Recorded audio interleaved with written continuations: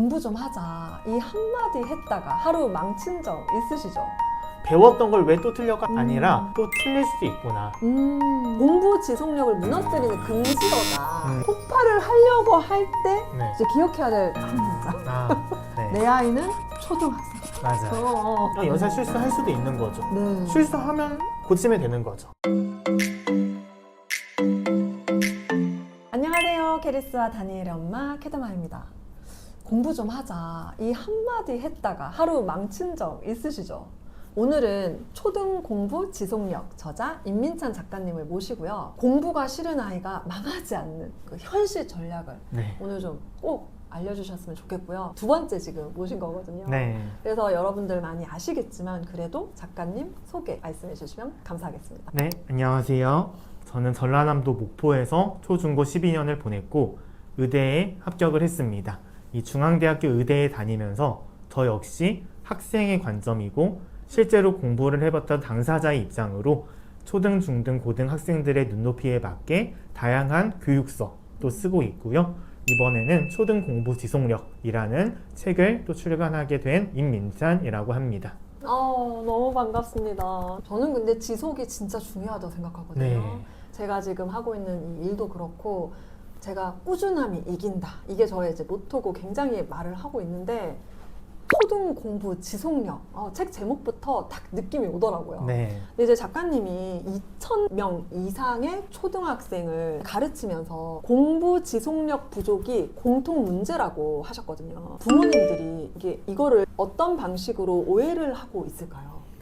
초등 공부 지속력, 낯선 개념일 수도 있겠는데요. 그렇죠. 저는 이 초등 공부 지속력이라고 하면 공부를 힘들더라도 끝까지 멈추지 않고 해내는 힘이라고 생각을 하는데 사실은 이렇게 말씀을 드리면 우리 학부모님들은 공부가 재밌어야 그렇게 할 수 있구나 걱정하시기도 하고 우리 아이는 재밌어 하지 않으니까. 그렇죠. 그러니까 이제 힘들겠구나 생각을 그쵸. 하기도 하지만 저는 이 초등 공부 지속력은 가장 기본적으로 중고등으로 올라가더라도 흔들리지 않을 만큼의 탄탄한 공부 기본기 그리고 그걸 더 갖고 나갈 수 있도록 도와주는 공부 습관 그리고 그걸 해내는 데 있어서 흔들리지 않도록 잡아주는 공부의 마음가짐 그리고 마지막으로 우리 아이가 공부를 하는 동안 엄마가 어떻게 대해야 할지 그 부모의 말하기 이 네 가지가 합쳐진 게 초등 공부의 지속력을 만든다 이렇게 말씀을 드리고 있습니다.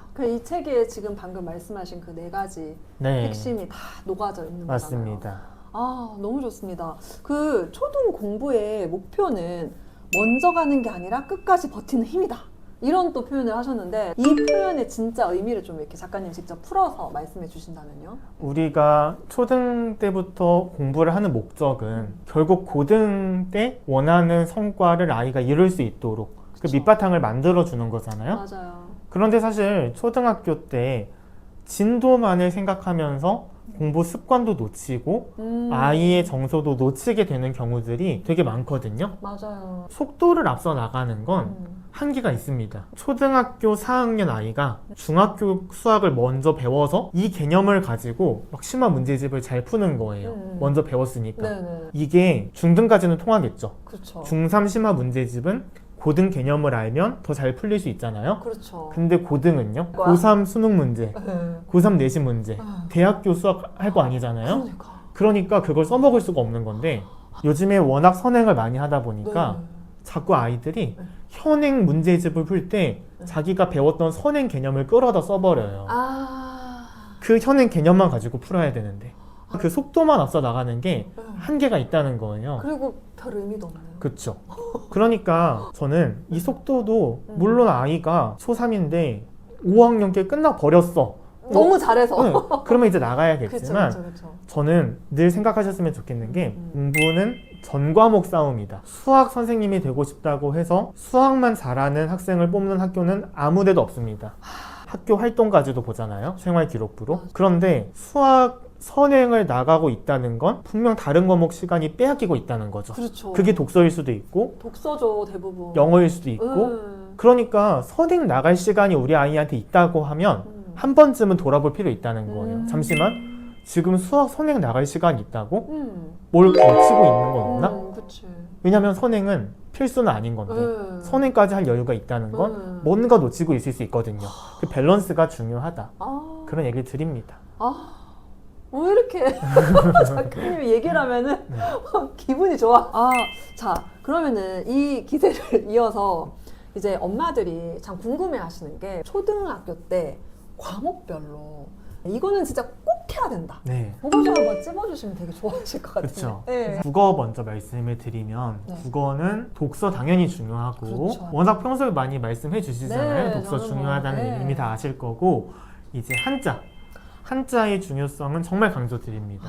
왜냐면 제가 중고등학교 올라가서도 정말 어휘가 쏟아져 나오거든요. 사회, 쏟아져 나오죠. 과학, 역사 엄청 어려워요. 네네. 이 얘네들을 우리가 잘할 수 있으려면 어휘력이 중요한데 음. 이걸 다 단어 외우듯이 하는 건 한계가 있단 말이죠. 음. 그럼 결국에는 내가 모르는 단어가 나왔을 때 한자를 찾아보면서 정리했던 게 저만의 방법이었고 그게 제가 버틸 수 있었던 힘이었어요.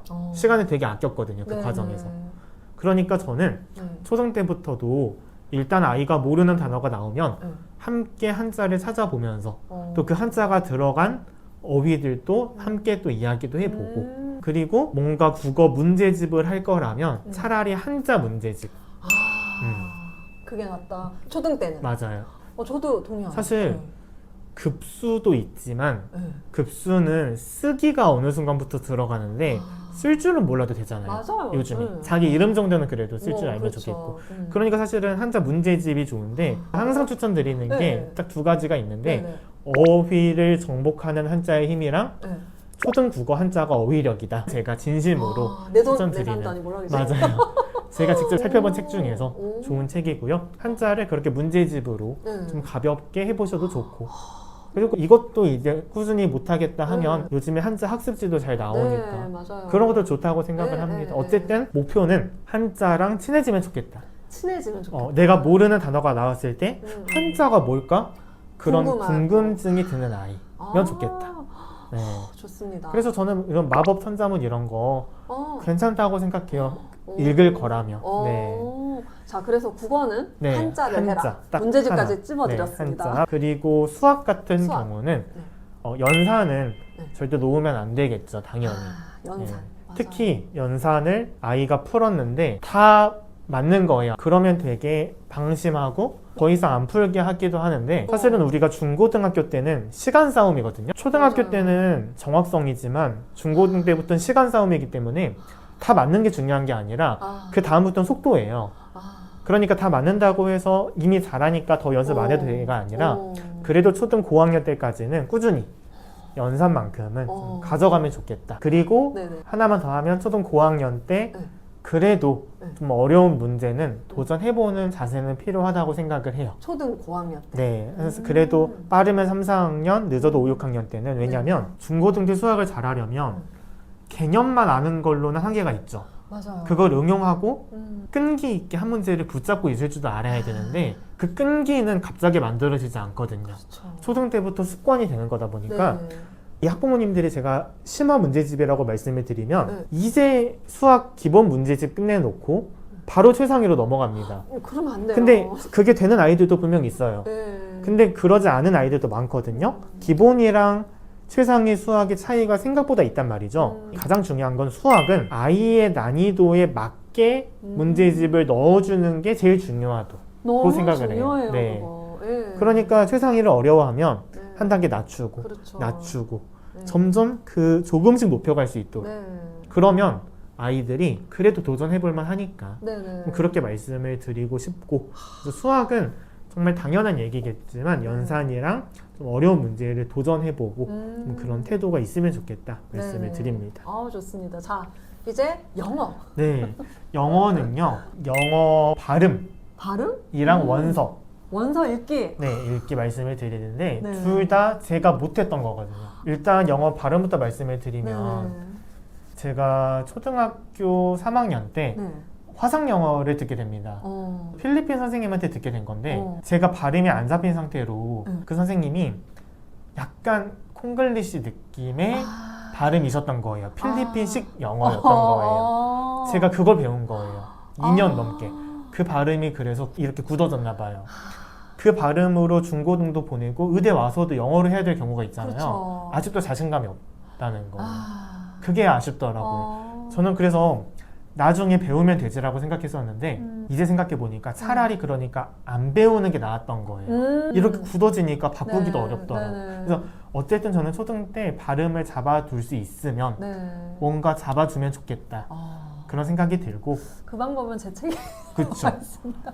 원어민이 읽어주는 맞아요. 소리를 들으면 돼요. 요즘에 그런 거 많잖아요. 집중 듣기. 원서 하더라도 QR코드로 연결도 막 네네네. 되고 그런 네, 것들 많이 네. 해보시면 좋겠고 그리고 영어 원서도 원서 읽기. 그러니까 저는 원서를 윈피키드 아 윈피키드? 네, 그거 이외에는 전혀 읽어본 기억이 없거든요. 아. 그래서 저는 영어가 항상 재미없었어요. 아. 언어라고 생각한 적이 없었어요. 아. 늘 네. 부담이 되는 존재였고 아. 독서는 좋아했지만 어. 영어는 공부였거든요. 그게 아쉽더라고요. 어. 내가 영어도 책으로 접근했다면 나름 국어처럼 잘하셨을 거예요. 영어로 막 네. 소설이 나오면 이거 재밌다 했을 텐데 네. 저는 해석하느라 급급했어요. 그러니까 초등 아이가 있다면 절대 영어는 나이가 있는 것도 아니고 절대 늦은 것도 아니니까 영어 원서 정말 얇은 거라도 좋으니까 읽어보셨으면 좋겠다. 네. 네. 작가님이 또 되게 솔직하게 또 네. 아쉬움에 대해서도 말씀을 하셨는데 이 진심이 느껴지시죠. 진짜 여러분들 저희 채널에 이제 제가 이렇게 엄마표 영어 방법이랑 이런 거 다 알려드려서 네. 열심히 하시거든요. 네. 정말 영어 발음이랑 원서 읽는 게 이렇게 몸에 배어서 초등학교를 보내면은 남은 인생이 참 여러 방면에서 편안하고 많은 기회도 얻을 수 있고 그렇거든요. 맞아요. 그래서 사실은 네. 학부모님들이 많이 하시는 이야기가 네. 영어 원서나 발음으로 중고등 내신 시험, 수능 시험 보는 것도 아닌데 그게 뭐가 중요하냐라고 하시는 분들이 아직도 있으시거든요. 아, 근데 그게 저는 오히려 반대라고 생각해요. 초등 때만 할 수 있는 게 과연 뭔가? 맞아요. 이거 중고등 때 시간 없거든요. 못해요. 그러니까 초등 때 중요한 거죠. 네. 영어 독해 문제집은 중등 때 지겹도록 풀 거라고. 실컷 풀어요. 그래서 저는 초등 때 예체능 많이 하는 것도 찬성하는 거예요. 네. 왜 중등 때 못하니까. 못해요. 예, 근데 선행 나가고 문제집 많이 푸는 건 나중에 할 수 있거든요. 좀 그런 관점에서 보시면 좋지 않을까? 너무 좋습니다. 국영수 과목별로 꼭 해야 되는 거. 네, 딱딱 근데 배치고. 딱 이렇게 하면 네. 항상 댓글에 네. 그럼 사회과학은 어떻게 하냐고. 왜냐면 사회과학이 되게 궁금해 하신단 말이죠. 네. 초3부터 시작이 되는데 네. 잠깐 말씀을 네, 드리면 네, 네. 사회과학은요 결국 어휘가 어렵다는 아이들이 많아요. 맞아요. 그 해결책은 결국 독서도 독서고 한자는 한자고 그런 것들이 다 필요하다는 거고 근데 이제 제가 느꼈던 건 사회과학을 문제집으로 접근하게 되면 본질적인 흥미를 느끼는 게 초등 때 중요한데 너무 문제풀이 위주로 맞아. 되더라고요. 그러니까 차라리 과학을 할 거면 주변에 도서관이나 이런 데 실험 같은 거 있으면 그런 게 차라리 낫지. 사회도 독서평설 같은 잡지, 시사 잡지 이런 거 저도 많이 읽었었고 과학도 과학소년 저 많이 읽었었거든요. 그런 걸로 좀 접근하는 게 더 좋지 않을까. 그리고 역사도 궁금해 하십니다. 역사. 초 5학년 2학기 때 들어가니까 역사 해야 된다고 난리예요. 그쵸. 초등 때 저는 네. 한국사 능력 검정 시험이요. 네네. 안 했으면 좋겠다. 안 했으면 좋겠다. 저는. 제발. 왜냐하면 그거 하는 순간 암기거든요. 그리고 재미없어져요. 재미없어져요. 채점을 해요. 역사인데 채점을 한다고요. 재미가 없어지거든요. 그쵸. 그러니까 차라리 안 할 거면 하지 말지 시키겠다는 이유로 한국사 시험을 해버리는 건 저는 위험 부담이 있다고 생각을 해요. 왜냐하면 그 외우는 게 장난 아니거든요. 엄마도 힘들고 애도 맞아. 힘들고. 득보다 실이 많다. 그쵸. 물론 한국사를 좋아하면 시켜보는 게 좋겠지만 관심 없는 아이한테 흥미를 느끼게 하는 방법은 아니다. 아니다. 네, 그렇게 좀 정리를 드리고 싶어요. 그리고 그걸 꼭 해야 되는 거 아니잖아요. 그쵸. 네. 네, 좀 그런 방향으로 제가 좀 그래도 과목별로 궁금해 하실 것 같아서 네, 잠깐 또 말씀을 드렸습니다. 네. 너무 감사합니다. 지금 말씀하신 것들 다 알겠는데 그거 시키고 싶고 근데 애가 안 해요. 왜? 공부 욕심이 없어. 이런 아이들 많거든요. 네. 저희 집에도 있고요. 네. 욕심이 없어요. 그냥 한량아들이라고 제가 부르는데 이게 초등에서 공부 욕심은 심어줄 수 없는 것이라고 아예 그냥 단정을 지으시더라고요. 이게 책에 보니까. 네. 자, 그러면은 부모는 어떻게 해야 되냐? 네. 말씀 좀 해주세요. 저는 초등 아이한테 공부 욕심이라는 키워드가 들어가는 게 네. 잘 이해가 안 됩니다. 그 마음은 이해하지만 내가 스스로 욕심을 느껴서 주도적으로 할 수 있는 아이가 몇 없어요. 그게 있다는 건 공부 욕심이나 동기부여가 아니라 타고난 성향 차이더라고. 성향 차이. 원래부터 승부욕이 많은 거예요. 엄마랑 보드게임 하나 할 때부터 이길 때까지 했던 애가 공부로 잘 연결이 됐거나 원래부터 너무 완벽주의여서 시험에서도 하나 틀리면 울어버리거나 성향의 차이지 그 아이가 벌써부터 나는 체계적으로 공부해서 뭘 돼야겠다 그게 아니거든요. 결국에 저는 공부 욕심은요. 고등학생 정도 되잖아요. 그래도 좀 해왔던 친구들은 보통 생깁니다. 고등학생 되면. 왜냐면 고등학교 올라가 보시면요. 공부 안 하던 애들도 펜 잡고 있거든요. 갑자기. 그래요? 네. 우리 아들도. 그런 애들이 꽤 있어요. 왜냐면 사춘기가 어느 정도 잠잠해지게 되고 어른에 더 가까워지고 미래에 대한 고민도 하기 시작하면서 그때 공부를 해야겠다고 느끼는 아이들이 꽤 많거든요. 근데 이제 그 아이들이 후회를 많이 하는 거죠. 제가 상담을 해봤더니 고1 남자아이인데 공부를 해야겠다고 마음을 먹어서 저한테 찾아왔는데 고1인데 초4 수학도 헷갈려 합니다. 그리고 초등 독서도 안 해봤고 영어도 공부해본 적이 없는 거예요. 그래서 이 학생이 공부 욕심이 생겼는데 포기했다고요. 이게 절대 극단적인 케이스가 아니라 고등학교 가보시면 후회만 하는 아이들 되게 많다니까요. 많다. 네. 저도 아직 고등학생은 안 키워봐가지고. 네. 정말 일반고 가서 중하위권 친구들을 보면 마음은 생겼는데 해본 적이 없는 거예요. 그렇죠. 그게 가장 안타까운 경우고 우리 아이한테는 그런 일은 없었으면 좋겠다는 거죠. 그러니까 이게 그냥 마냥 기다리면 안 된다. 그렇죠. 사실 거죠? 원할 때까지 기다린다는 말 자체가 아이가 원하지 않으면 아무것도 안 하는 게 아니잖아요. 이거는 극단이죠. 그렇죠. 그러니까 초등 때부터 기본기를 그만큼 잡는 게 중요하고 맞아요. 그래도 단원평가 있다고 하면 한두 개는 실수로 틀릴 수는 있더라도 그 정도는 따라갈 줄 알아야 된다는 거고 늘 말씀을 드리지만 꿈이 공부가 아니더라도 다시 돌아오는 애들도 많고 체육, 미술, 음악 해보신 분들은 아시겠지만 쉽지 않습니다. 그 길을 가는 게 쉽지 않다고요. 차라리 공부가 나을 때도 있어요. 만만한 게 없어요. 그럴 것 같아요. 그걸 중학교 때 고입 준비하면서 깨닫는 애들도 많거든요. 예고 예고. 준비하고 하면서 내 재능이 없구나. 이거 진짜 이게 재능이구나. 그게 있단 말이죠. 그러니까 초등, 중등 아이가 공부를 욕심이 없다고 해서 걱정할 부분은 절대 아니다. 지극히 자연스러운 거고 없는 게 당연하고 억지로 시킨다고 생각하는 게 아니라 아이가 나중에 공부 욕심이 생겼을 때 그 탄탄한 기본기를 만들어 주시면 좋겠다는 거예요. 공부 욕심이 없는데 공부 습관을 왜 잡아줘야 되냐 그게 아니라 욕심 있는 얘들은 습관을 엄마가 안 알려줘도 된다니까요. 알아서. 자기가 느껴요. 맞아요. 와, 나 맞아요. 플래너 써야겠다. 그렇지. 복습해야겠다. 맞아요. 근데 대부분은 그걸 고등 때 느끼는데 고등 때 처음 플래너를 쓰려고 하니까 안 돼요. 그러니까 그걸 미리 알려주시면 좋겠다는 거고 그렇게 하신다면 우리 아이가 나중에 고등학생이 됐을 때 분명 엄마한테 와서 얘기를 할 겁니다. 나 그때 그렇게라도 해줘서 고맙다고. 고맙다는 얘기 들으실 거니까 지금 우리 아이가 몰라준다고 해서 엄마의 노력이 헛되거나 의미가 없거나 절대 그런 게 아니고 그 마음을 좀 엄마 마음 부모님들이 아셨으면 좋겠다. 네. 저는 중요하다고 생각하는 게 본인만의 계획을 세우려면 내가 나의 공부 속도를 알아야 한단 말이죠. 그래야 내가 오늘 2시간 있다고 했을 때 수학 숙제는 30분 정도 걸리겠고 영어는 이만큼 걸리겠고 그 감각이 있어야 되는데 우리 초등 중등 아이들을 보면 그게 없어요. 왜냐하면 시간을 재본 적이 없거든요. 내가 과제를 끝내기 위해서 해본 적이 없어요. 그러니까 자꾸 무슨 일이 생기냐면 초등 아이들 보면 입만 살아있는 거죠.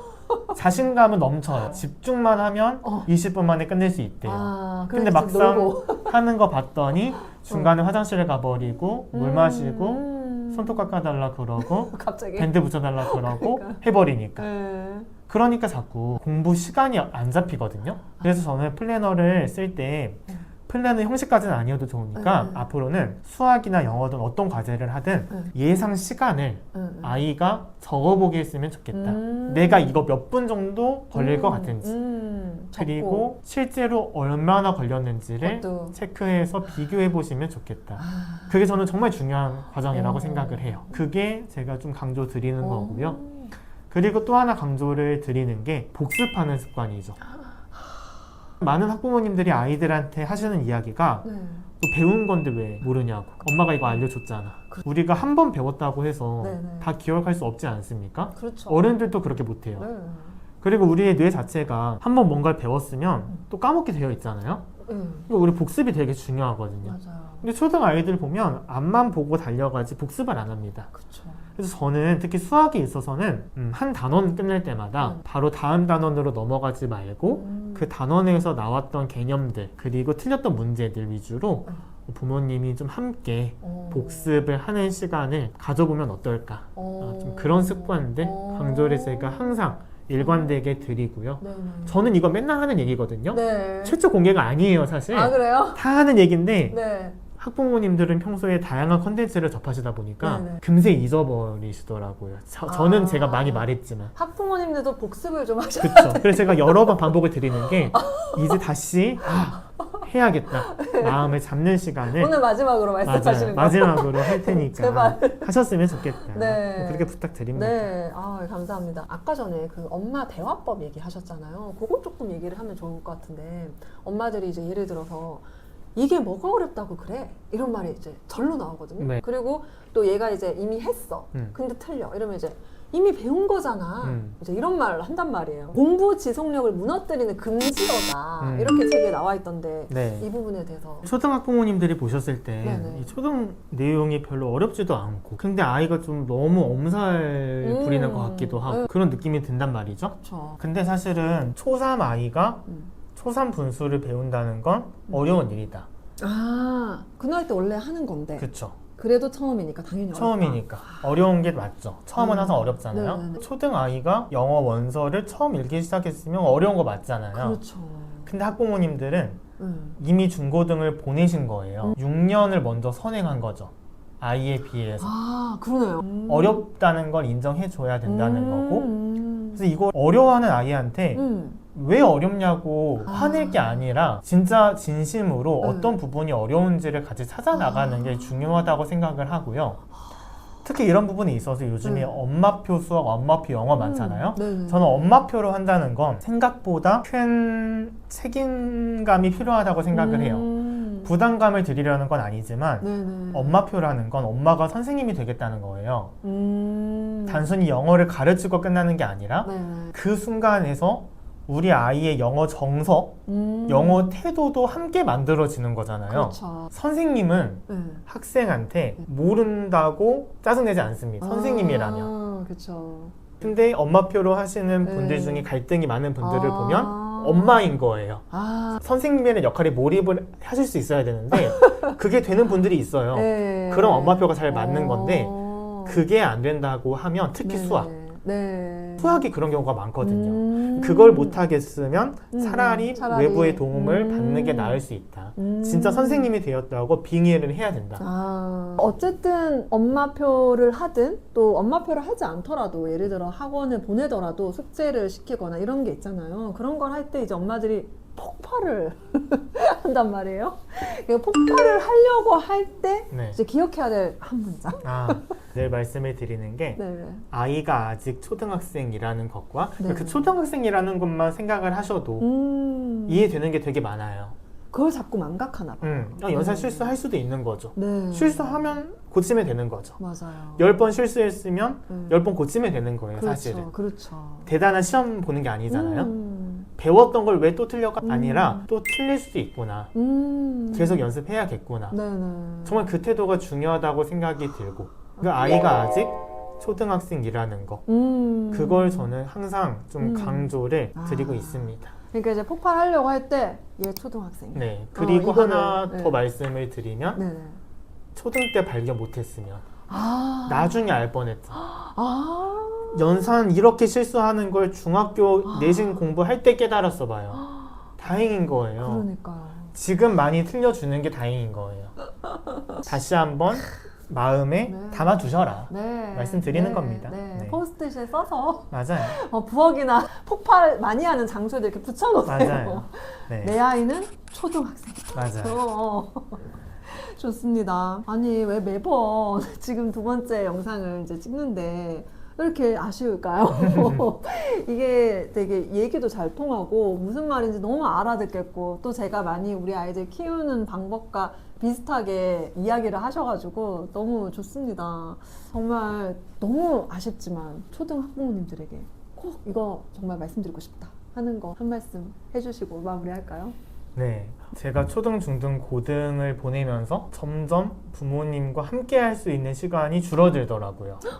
벌써 슬퍼지요. 초등 때에 비해서 중등 때 더 바빠지고 맞아요. 고등 때 더 진짜. 바빠지고 네. 고등 때 무슨 생각이 많이 왔냐면 네네. 그래 수능만 끝나면 어. 힘든 거 지나가면 시간 많이 보내야겠다고 했는데 아. 이제 서울로 저는 대학을 왔고 게다가 이런 활동까지 하시니 그쵸. 어디 저희 시간이 엄마 있어? 아빠도 저를 영상으로 보십니다. 영상 올라왔는데 네. 뭐 머리 스타일 바뀌었네.